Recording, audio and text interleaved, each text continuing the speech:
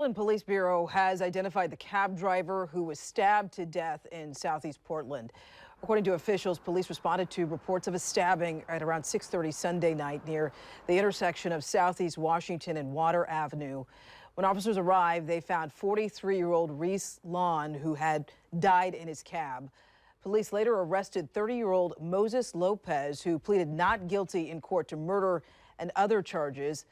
Lon worked for Radio Cab and was a longtime driver for the company.